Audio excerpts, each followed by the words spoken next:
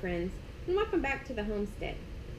Today I'm going to discuss with you some of the food storage I have at my house.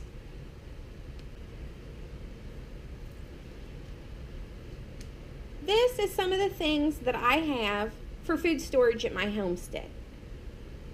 We all know that we need to have food storage. I live in an area where we have tornadoes on a pretty regular basis. And the other time of year, in the winter, we have snowstorms. If you live in an area that you get a winter weather advisory, you know exactly what it looks like to go to Walmart. It is literally a standing joke around here that everybody is making French toast during a blizzard because everybody buys out bread, milk, and eggs, which is all the ingredients for your French toast.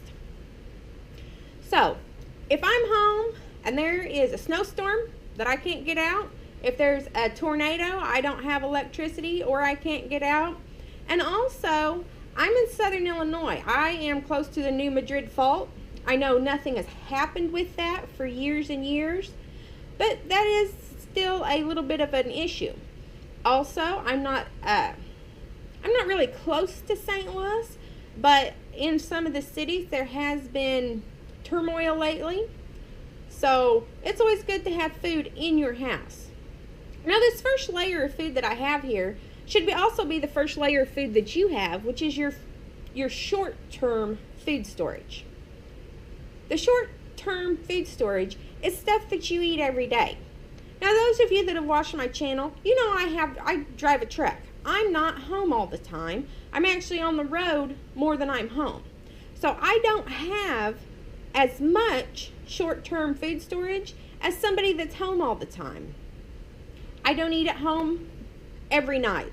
That's, I'm home on the weekends, or I might go out for several weeks and then be home for 3 or 4 days.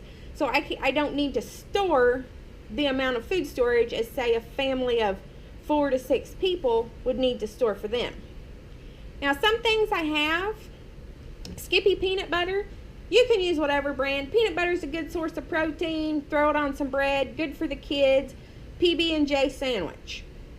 Under that, we've got some sugar stored in a canning jar and vacuum sealed with my vacuum sealer.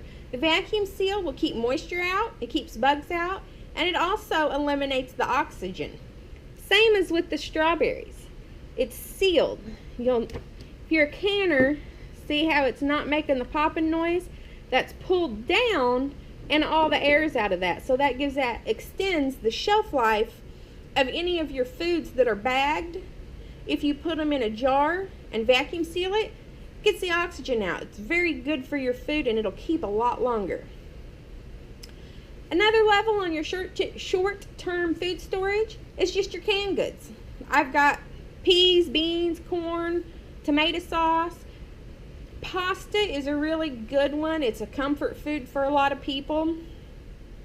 You can buy your sauce, throw your seasonings in it, and you're good to go. Also, any of your home canned goods. That's yellow squash. I know people have tomatoes, zucchini, squash, jams, jellies. You can also can meat. Anything that you home can, it will keep for a long time. But in comparison to, say, the Honeyville food that's good for 20 years, this is short term compared to your freeze-dried supplies. Also, I have some stuff. This right here, I don't eat this every day. This is creamy chicken with rice hearty soup bowl. That is probably not good for me. I'm sure it has sodium and preservatives and all that stuff that somebody's going to tell me about. But if the power goes off and I'm hungry and I need something to eat, I can heat up a little bit of water, pour it in there, and have me a bowl of soup pretty quick. Ramen noodles, instant noodles, I don't recommend eating those every day. But for your food storage, they're great because they're easy to heat up. And also, I can add maybe a can of peas to that, maybe a can of corn, maybe a little bit of something else, and turn that into quite a bit larger of a meal, maybe a base for a whole big pot of soup, because it already has flavorings and seasonings in it. I might be able to take a can of chicken, add This is tuna. I have chicken in my cabinet. Add a can of chicken and boil some noodles, add it in there, and I can make this into a meal for a whole family. Now I also have meat. I've got chicken in the cabinet also. I've got tuna, ham, I've got some beef that's canned up in there in gravy. If you can't get to the store, you're going to want some meat. Now, again, you could argue the point, the cooked meat, the ham, the Spam, the beef in gravy, I'm sure it's got sodium and all that stuff in it. But I'm not eating this every day. I'm eating this in an emergency. Now, the tuna is good for me. I can eat that every day. But the more processed stuff, obviously we don't want to eat every day, but we want to have. And we do want to rotate it. So we do want stuff that we will and can eat. These are freeze-dried strawberries. I purchased these at a local store. Used my vacuum sealer, took the oxygen out of them, and set them on my shelf. If I'm making a smoothie or something, maybe having a little ice cream, Cool Whip, something like that, I'll throw a few of them on there. But that's also my short-term storage. It's good. It's shelf-stable food. I don't need to prepare it. I can just eat it out of the can. Something else to think about are drinks. Now, we are a nation that drinks a lot of caffeine, and I enjoy my morning coffee. So I've got some tea here, and I've got extra coffee around the house. I've got some honey to flavor it up. Something over here, we had sugar. We've got honey, maple syrup, anything for a sweetener, because that's going to be hard to come by. I have seen some stuff on how to make sugar from sugar beets, but it looks like a very lengthy process. I've got these little drink packets you can just add to water, and then some Tang. It's got good vitamin C content, tastes good, just enjoy drinking it. I don't drink it every day. I do drink it occasionally in the summer, but all this is stuff that for short-term food storage, it's great. It sits on the shelf until you're ready to eat it.